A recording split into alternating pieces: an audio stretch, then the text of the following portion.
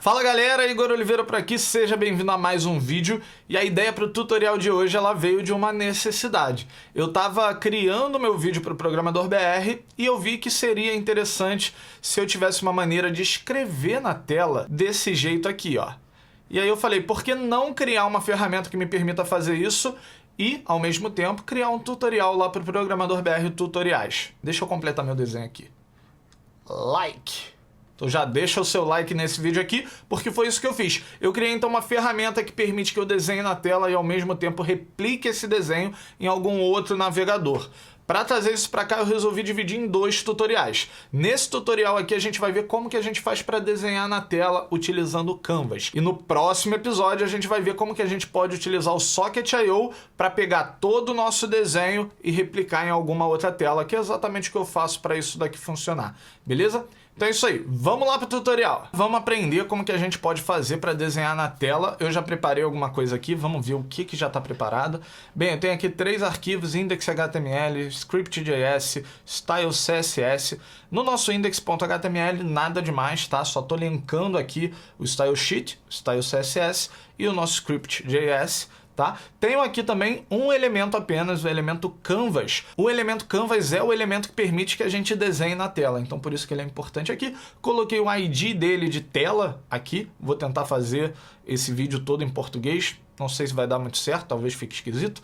Mas bem, estou colocando aqui a ID tela para a gente conseguir fazer referência a ele. Lá no nosso Style CSS, eu tirei margin, padding, tudo. Coloquei aqui o meu tela, né, que é esse elemento aqui, é o nosso Canvas. Coloquei ele com 700 pixels de largura, 500 de altura, só para a gente limitar aqui. Coloquei uma borda também para a gente saber se a gente está dentro ou fora do Canvas, para a gente conseguir desenhar. Só vai funcionar o desenho aqui dentro, então coloquei essa bordazinha aqui para a gente conseguir fazer. E aqui no nosso script não tem nada ainda, é aqui que toda a mágica vai acontecer. Primeiro passo que a gente vai fazer no script é fazer com que nosso código só rode depois que tudo já estiver carregado na tela. Para isso, a gente vai utilizar um Event Listener lá do nosso document. Então vou começar aqui com document.add Event Listener. Esse Event Listener vai ser o DOM Content Loaded, ou seja, isso aqui só vai ser executado depois que todo o conteúdo já tiver sido carregado. Então aqui agora eu vou passar a função que a gente vai executar quando carregar todo o conteúdo, todo o nosso código vai acontecer aqui dentro. Vamos começar então pelo que é necessário para a gente conseguir fazer um desenho na tela, desenhar pelo menos uma linha. Então vou criar aqui uma constante tela, a gente vai usar o document.querySelector para selecionar o nosso elemento Canvas lá, que é hashtag tela, né? Aqui, quando eu utilizo o Query Selector, eu posso utilizar os seletores como se eu tivesse lá no CSS. Então, o hashtag indica que eu tenho um ID, né? E o resto indica qual que é o valor do ID aqui que eu estou buscando, que é o tela aqui dentro. Beleza, então já peguei meu Canvas, é nele que eu vou desenhar. Vou começar a preparar ele aqui. Próxima coisa que eu preciso fazer é pegar um contexto. O contexto é o que permite que a gente desenhe na tela de fato. Quando a gente faz algum desenho, a gente não está modificando a tela, a gente está modificando o contexto da tela. Então vou chamar aqui de context. Seria mais simples chamar de context, mas como eu falei que eu vou fazer tudo em português, vou chamar de contexto. Soa meio estranho para mim, mas tudo bem, vamos começar aqui, ó. Eu vou utilizar então agora um método da minha Canvas, que vai ser tela.getContext. E aqui eu passo qual tipo de contexto que eu quero, é o contexto 2D. Beleza? Então aqui eu já estou pegando o nosso contexto. Agora o próximo passo que eu vou fazer é garantir que a minha tela saiba que ela tem 700 por 500. Então vou passar aqui tela.width, vou passar aqui 700 e tela.height, vou passar aqui 500. Ok, agora que a gente já tem isso aqui, vamos desenhar uma linhazinha na tela para a gente ver como isso funciona. Como eu falei, para desenhar uma linha na tela, eu preciso fazer isso através do contexto. Então, vou iniciar o meu contexto aqui, context. Eu vou começar aqui com begin path, quer dizer que eu vou iniciar um caminho. Eu estou falando para o meu contexto, ó, eu quero desenhar agora, tá? E aí, a partir daqui, eu vou como se eu estivesse movendo o meu cursor, utilizando aqui o contexto. Move to, e aí eu passo aqui quais as coordenadas de onde eu quero mover meu cursor. Digamos que seja aqui, ó, 10 pixels para cá, 10 pixels para cima. Então eu vou passar 10,10, tá? Agora eu preciso falar para onde eu quero que seja desenhada a minha linha. Então isso daqui é uma linha, o mínimo que eu preciso ter são 2 pontos, o ponto de início e o ponto de fim. Então eu vou dar aqui um contexto.line to. Move to, line to são métodos do nosso contexto que a gente precisa saber se a gente quiser desenhar, tá? Então, line to, e aí eu vou falar para onde eu quero, vou colocar aqui mais ou menos no ponto central do nosso canvas, então 350, 500, tá? E agora eu preciso falar, agora desenha a linha aí. Então, contexto.stroke. E aí ele vai desenhar a nossa linha. Vamos ver como é que isso está ficando aqui, ó.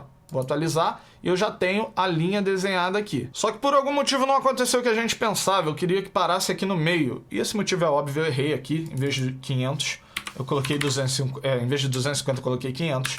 Então agora sim, pronto, parou aqui no meio certinho, então tá tudo certo aqui com o nosso desenho. Opa, recado muito rápido aqui. Se você tá gostando desse tutorial e você quer aprender HTML, CSS, JavaScript e muito mais, desde o básico até o avançado, com um bom material que vai te pegar pela mão, mesmo que você não saiba nada de programação, dá uma olhadinha lá no meu curso, eu vou deixar o link aqui na descrição.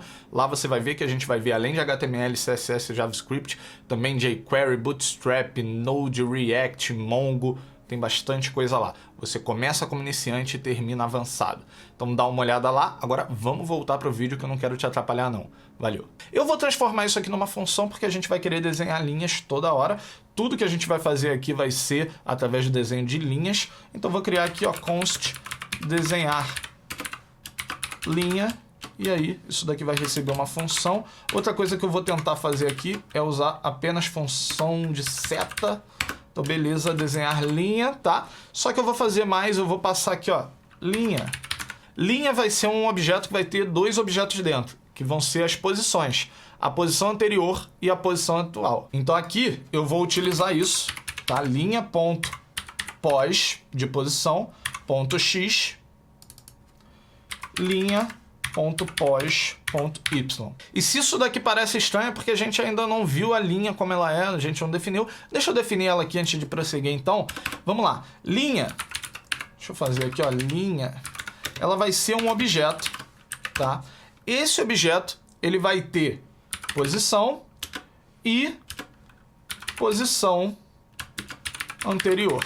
Posição e posição anterior também são objetos que têm x. Vamos colocar aqui, por exemplo, 350 e y 250, né? Ou seja, esse mesmo valor aqui. E posição anterior também é um objeto que tem x e y. Deixa eu botar uma vírgula aqui para ele não reclamar. Tem x como 10, y como 10. Agora a gente consegue enxergar um pouco melhor, né? Então aqui, ó, eu vou mover o nosso cursor, e tá errado aqui, não é posição, é posição anterior. Posição anterior. E aí depois sim eu vou criar uma linha para o linha ponto posição ponto x, linha ponto posição ponto y. Ok, tá, beleza. Essa linha não existe aqui, eu só criei ela aqui pra gente conseguir enxergar mais ou menos como ela é. Se eu quiser desenhar essa mesma linha lá agora, se eu tentar executar aqui, não tem mais desenho nenhum. Se eu quiser desenhar, eu posso desenhar linha. E aqui como argumento eu posso passar então, ó, posição x, 350, y, 250. E posição anterior, que vai ser x10, y10. Ok, agora sim, ó, posso executar aqui e a gente tem a mesma linha que tinha antes, tá? Isso daqui vai ser importante pra gente já já. Beleza, então já tenho aqui como desenhar a linha, não vou desenhar ela agora. O que eu preciso agora é que o nosso mouse seja o nosso pincel. Então vamos lá, para isso eu vou criar um objeto que vai ser o nosso pincel. Esse objeto, inclusive, vai fazer a gerência dessa posição e posição anterior, né? Então a gente vai sempre desenhar uma linha entre a posição anterior do pincel e a nova posição. Quem vai definir a posição anterior e a posição nova do pincel é o movimento do mouse, tá? Então vamos lá, vou criar aqui minha constante pincel, ela é um objeto, e eu tenho, claro, aqui minha posição, que vai começar com 0, 0, x0, y0. Eu tenho a minha posição anterior, só que posição anterior no início do nosso programa não existe, né? Então posso colocar aqui null ou false, vamos colocar null, tá? Só que eu preciso de mais algumas coisas. Não é sempre que eu estiver movimentando meu mouse que eu quero desenhar na tela, é só quando eu estiver clicando o botão. Então o que eu vou fazer daqui a pouco é quando clicar o botão, eu vou ativar uma propriedade aqui do nosso método que é o ativo. Então se o nosso mouse estiver ativo, eu pinto, se não tiver, não pinto. Então ativo vai começar como false, porque no início a gente não está desenhando nada. Outra coisa que eu preciso verificar para pintar é o movimento. Se não tiver nenhum movimento, eu não vou ficar pintando ali toda hora. Então, se tiver movendo, aí eu pinto. Então, movendo começa como false para o nosso pincel. Ok, agora eu já tenho o pincel, eu preciso fazer com que o mouse controle o pincel. Então, eu vou pegar aqui, ó, tela.onMouse down, quer dizer, quando eu clicar no botão, ele vai executar essa função aqui, ó. Essa função aqui, ela pode receber um evento, a gente não vai utilizar, mas vou colocar aqui. E o que eu vou fazer, então, quando o mouse for clicado, é dizer que o meu pincel, então, passa a estar ativo. Então, pincel.ativo vai receber verdadeiro, true, tá? Eu preciso também desativar meu mouse se eu largar o botão do clique. Então, vou copiar e colar aqui e eu vou botar onMouse up. Aí eu vou fazer com que o meu pincel ativo fique false. Beleza. Próximo evento do mouse que vai alterar o nosso pincel é o movimento. Então, quando o nosso mouse ele se mover, e claro, eu estou utilizando aqui a tela porque eu só quero que esses eventos funcionem quando a gente estiver lidando ali com a tela, interagindo ali com a tela e não no resto da nossa aplicação, tá? Então, tela.onMouseMove vai receber um outro evento aqui. E a nossa funçãozinha de seta. Nesse caso aqui o evento é importante, porque é através do evento que eu vou saber onde que está o nosso mouse. O nosso evento, ele traz para a gente dois objetos, que é o evento.clientX, que vai dizer qual a posição X do nosso evento, né? No nosso caso ali, do movimento do mouse, e o client Y, que vai falar qual que é a posição também Y do mouse naquele momento ali. Então, beleza, eu quero ter acesso a essas duas propriedades aqui, eu vou colocar elas lá na minha posição, né? Então, sempre que mover, eu vou atualizar o meu pincel.pose, que é a posição atual, .x vai receber, então, o client X, e o .y vai receber o nosso client Y. Ok. Outra coisa que eu vou mudar aqui também é o nosso pincel .movendo, eu vou dizer que ele está movendo, então vai receber true. Beleza? Ok, só que isso daqui ainda não faz nada, no meu desenhar linha, inclusive, ele está opaco aqui porque eu não estou utilizando ele para nada, e é agora que a gente vai resolver isso. O que eu vou fazer? Eu vou agora fazer um ciclo para a nossa aplicação ficar de olho para ver como que está o estado do pincel. Se o pincel estiver ativo, estiver se movendo e ele tiver a posição anterior diferente da posição atual, a gente precisa então desenhar na tela uma linha entre a posição anterior e a posição atual. Então para isso eu vou criar aqui uma constante ciclo.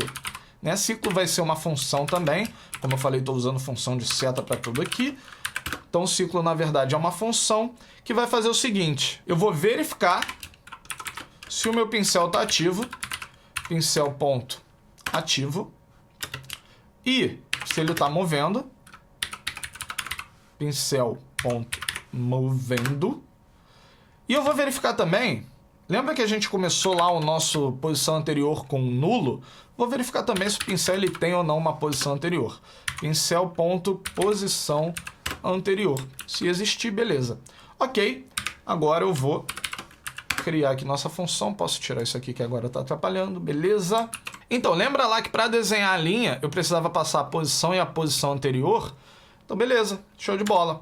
Eu posso pegar aqui, chamar o meu desenhar linha, passar aqui ó, um objeto com posição, que vai ser o meu pincel.pos, posição, e o posição anterior vai ser o meu pincel.pos anterior. Beleza, então já estou passando aqui ó, bem fácil as duas posições que eu preciso para desenhar uma linha. Mas eu ainda preciso fazer mais algumas coisinhas aqui. Então, sempre que eu desenhar uma linha, eu vou falar que o meu pincel ele já moveu, então ele vai deixar de mover, então ele não está mais movendo, até que ele mova novamente. Então, pincel.movendo, false.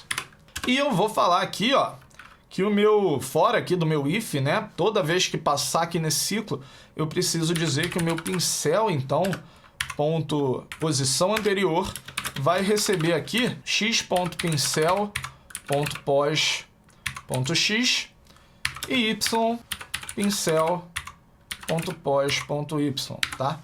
Só uma coisa, detalhe técnico aqui, eu não posso passar direto assim, ó, eu não posso passar dessa maneira aqui, ó, pincel.pos, tá? Apesar da gente ficar tentado a fazer isso, porque todos os objetos no JavaScript, eles são tidos como referência, então que você vai passar uma referência e não uma cópia dos valores, mas a gente poderia fazer algo desse tipo aqui.